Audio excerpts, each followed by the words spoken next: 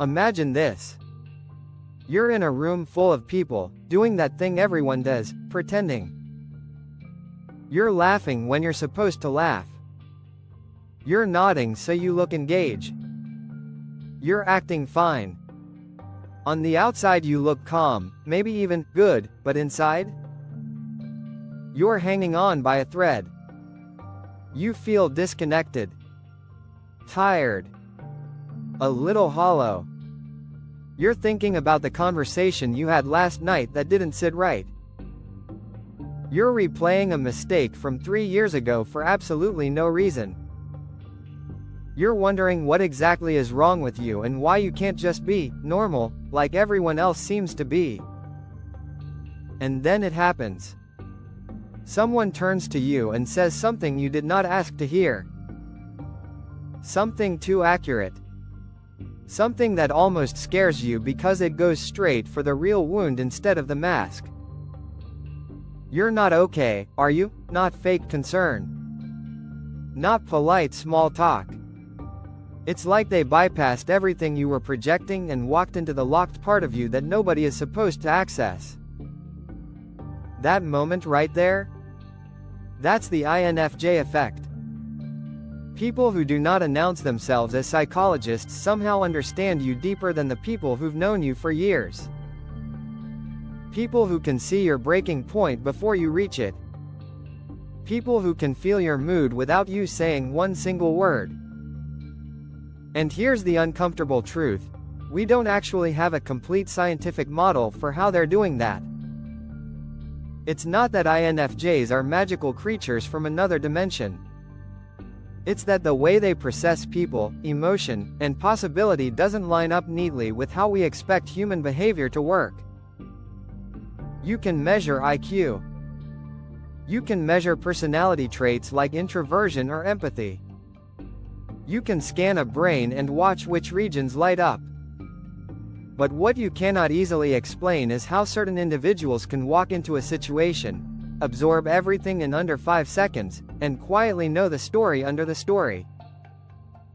That's where the INFJ starts to look not just rare, but almost statistically unfair. So let's talk about why they're not normal.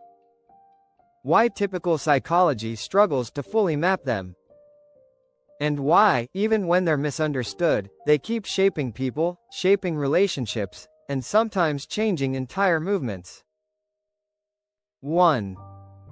The internal wiring that shouldn't coexist, but does.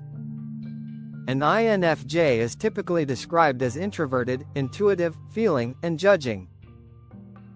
On paper those are just 4 preferences. In real life that is an incredibly weird cocktail. You get someone who recharges alone, but is still gifted at understanding people. You get someone who makes decisions with empathy first, but does it with surgical precision. You get someone who is future-focused and abstract, but also needs structure, closure, clarity. That shouldn't work. Most people lean one way or the other. You're either social and emotionally tuned in, or you're private and detached. You're either logical and strategic, or you're emotional and values-driven. With INFJs, it's like all of those sliders are turned up at once, and instead of short-circuiting, it stabilizes into something terrifyingly effective. Here's what that looks like in the real world. The INFJ can be sitting in silence, appearing calm, saying almost nothing, and still be mapping the emotional temperature of every person in the room. Who's defensive? Who's insecure? Who's pretending to be confident? Who's lying to themselves? Who's lying to you? But at the exact same time, part of their mind is already jumping ahead. If I say this, they'll react like that. If I comfort them, they'll attach to me. If I call this out now, it'll blow up, but if I wait 2 hours, they'll be ready to hear it. It's not just reading people, it's strategy with a heartbeat. Most of us respond. INFJs anticipate. 2. The quiet counselor nobody trained. You'll hear people describe INFJs as the healer, the advocate, the counselor, and that's flattering, sure, but it also ignores something unsettling. They're not just good at listening. They're good at reaching in and rearranging what you believe about yourself. They don't just hear your story. They rewrite it with you. Think about how rare that is. A lot of people can sit with you and go, wow, that's tough. Very few people can sit with you and go, listen, what you're calling failure is actually you outgrowing a version of yourself that was too small. The shame you're carrying doesn't belong to you. You were taught it. And somehow you feel lighter after that. You feel seen in a way you didn't know you needed. That is what makes them dangerous and necessary at the same time. Nobody gave them a license. Nobody certified them. They just do this. Part of that is intuition. And we need to be careful with that word because people hear intuition and think crystals and vibes and moonlight. That's not what's happening here. INFJ intuition is more like high-speed pattern recognition running in the background 24/7. They notice wording patterns, micro-expressions, gaps between what you said and what you meant, past behavior versus current claims, energy shifts when a certain name is mentioned. They gather that data, run it through an internal model of how humans work, and then deliver insight that sounds less like a guess and more like a conclusion. They are constantly collecting, testing, refining. They're basically doing field research on humanity every time they talk to someone. The result is that they walk around with a personalized human behavior database that most people don't even realize they're building. 3. Emotional X-ray vision. Everyone thinks they're hard to read.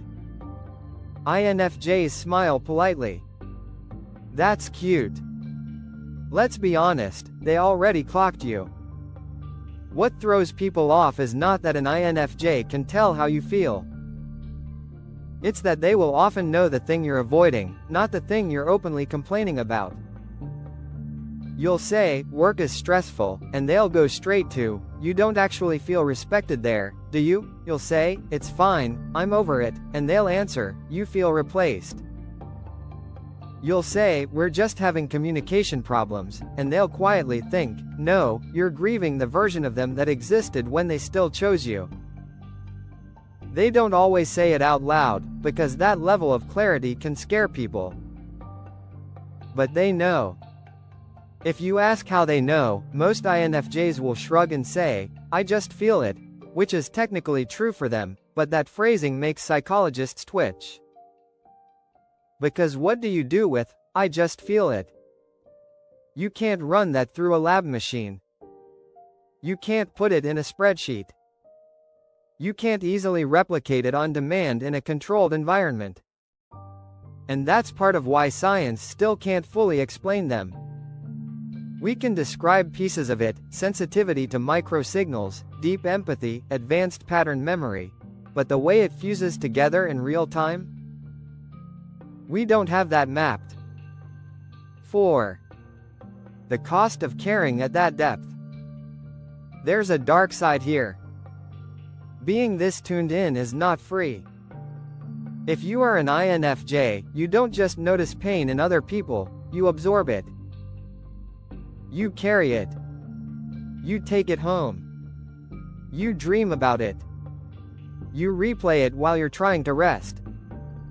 You feel responsible for it even when it's not your mess. And this is where people who romanticize INFJs usually go quiet, because the reality is heavy. It is draining to constantly feel like you have to protect everyone's emotional state.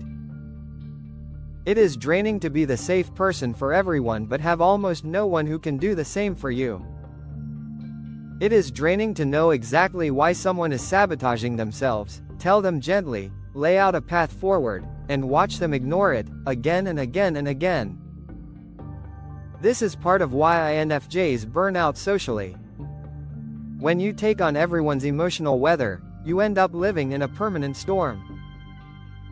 They'll seem fine for a while, supportive, available, patient, and then suddenly disappear. They'll go quiet. They'll retreat. Not because they stopped caring. The opposite. Because they cared so hard they fried their own circuits. Nobody teaches them how to let emotions pass through instead of root inside. So they overload, then isolate to repair. 5. The invisible line you don't come back from. One of the most misunderstood INFJ traits is what people call the cutoff, or the door slam. From the outside, it looks ruthless. One day, they're deeply invested in you. The next day, ice. They're done. No drama. No screaming match. Just gone. Cold. Detached. You're blocked emotionally, and sometimes literally. People on the receiving end of that feel blindsided. How can you say you cared about me and then erase me? Here's the part no one sees. That wasn't impulsive. That decision took a long, long time. INFJs are trackers. They track how you treat them. They track how you treat other people. They track honesty.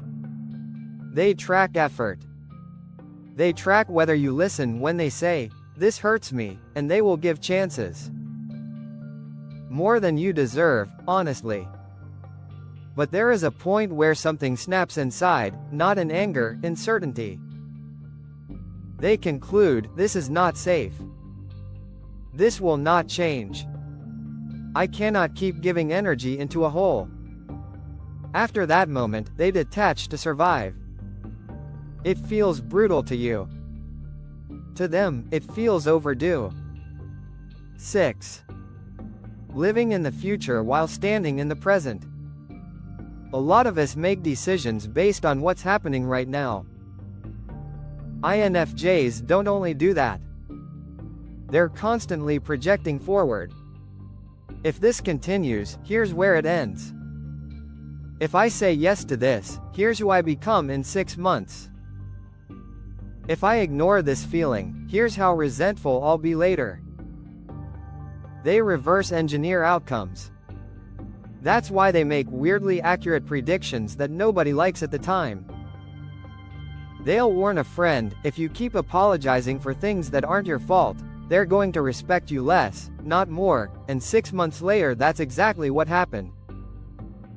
They'll say, that guy is charming, but he's collecting leverage, not bonding with you, and everyone will say, you're being dramatic. 2 months later, boom. Drama. This forward scanning ability is amazing and tortuous. Amazing, because they can navigate life like chess players seeing several moves ahead. Tortuous, because they cannot unsee the path. If they sense a situation is decaying, it's almost physically painful to sit in it and pretend it's fine. They already see the ending and they're trapped in the slow-motion version of it. 7. The impossible standard. INFJs hold themselves to expectations no one could meet long-term. Be kind but never naive. Be wise but never condescending. Be helpful but never controlling. Be strong for everyone and also never need anything. And if they slip, even for a second, if they snap, or withdraw, or misread, or fail to fix someone else's pain, they punish themselves. Quietly. Brutally. No one else even knows it's happening. That's part of why they often seem composed. They don't allow themselves permission to be visibly messy. They'll show up for you after not sleeping. They'll talk you down from panic while their own chest is tight. They'll make space for your feelings after spending all day swallowing theirs. And then they wonder why they feel alone. 8. The loneliness nobody sees. Here's the part that almost hurts to say out loud. Many INFJs feel alone even when they're surrounded by people who love them. And this confuses everyone around them, but you're not alone. I'm here, we're here. It's not about the number of people present. It's about depth of mutual understanding. INFJs are experts at understanding you. You are probably not an expert at understanding them. Not because you don't care, but because they don't hand you the full map. They filter. They translate. They soften the truth so you don't feel guilty. They hide how tired they are so you don't worry. They protect you from their darkness because they've already decided you couldn't carry it. So what happens? They end up being the emotional anchor for everyone and the emotional orphan for themselves. That creates a very specific kind of isolation. Everyone leans on me. Almost nobody can hold me. Over time, that can turn into resentment, numbness, or a quiet pulling away from people they actually love. Not because they stopped loving them, because they're starving. 9. The science problem. This is where things get interesting. Psychology can describe INFJs. It can observe them. It can collect self-reports and reports from people who know them. It can say, yeah, this pattern shows up consistently. But here's where we hit a wall. When you zoom in and ask, okay, but how? How does someone intuit emotional truth faster than the person feeling it? How does someone predict behavior with no obvious data? How does someone feel what you feel like it's happening inside their own body? We don't have a full answer. We have theories. Some researchers point to mirror systems in the brain that activate when we watch someone else feel something, almost like we're running a simulation of their emotion inside our own nervous system. That could partly explain the "I feel what you feel" effect. Other discussions talk about high sensitivity, deeper processing of sensory and social input, stronger emotional reactivity, more attention to subtle cues. That could explain the "I just noticed what you didn't say" effect. We also know that some people naturally store social data, interactions, motives, reactions, and pull from those memories later when deciding what something means. That could explain the pattern recognition. All of that sounds promising. But even put together, it doesn't fully capture the lived experience of being, or knowing, an INFJ. It's like trying to describe a symphony by listing the instruments. You're technically correct, but you're missing the music. 10. Relationship intensity that feels like gravity. Loving an INFJ is beautiful and a little terrifying. They don't date for entertainment. They're not impressed by casual. When they choose you, it's intentional. They're imagining what you two could build, not just what you two can do tonight. They listen to what you say, but they pay more attention to what you protect, what you avoid, what you secretly hope. They will believe in a version of you you haven't become yet. That sounds flattering until you realize it means they are emotionally invested in your potential. That can feel like support, or it can feel like pressure. Sometimes both. To really love an INFJ, you have to do something deceptively simple. Reassure them that they are allowed to be human around you. They do not have to be the healer tonight. They do not have to hold everything together. You're not going to collapse if they tell you the truth. You're not going to weaponize their vulnerability later. If you can offer that, they will meet you with loyalty, softness, insight, and a level of emotional presence that is honestly rare. If you can't, they will start to disappear while still technically being there. 11. The hidden architect. A lot of INFJs are creative, but not always in the obvious, center stage way. They're the mind behind the message, the vision behind the project, the voice behind the speech that someone else delivered. They're the person who quietly rewrites something so it stops sounding generic and starts hitting your chest. They don't just generate ideas, they generate meaning. And they aim that meaning at people. Art, writing, story, teaching, mentoring, activism, spiritual guidance. You'll see INFJs show up in those spaces over and over again, because those are the arenas where insight turns into change. They don't necessarily need the spotlight. In fact, most of them don't even like it. They just need impact. If they can shift someone's path, even a little, that's enough. That's the win. So where does that leave us? Here's what we can say with confidence. INFJs are not normal, if normal means predictable, surface level, easy to categorize. They are emotionally intense, strategically minded, future-focused, relentlessly observant, and built with a kind of internal radar that lets them tune into people at frightening depth. They absorb pain that isn't theirs. They set standards most people don't even think about. They carry visions of what could exist, and then quietly spend their lives trying to pull reality closer to that vision. And yes, even with all our psychology, neuroscience, personality theory, and data, we still can't fully explain them. But maybe that's the point. Maybe not everything meaningful about human connection is supposed to be reduced to a graph.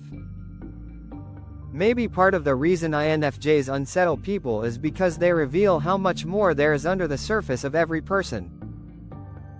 They remind us that most of us are walking around unseen, unheard, unfelt, and that it is possible, with enough presence and courage, to actually change that for someone.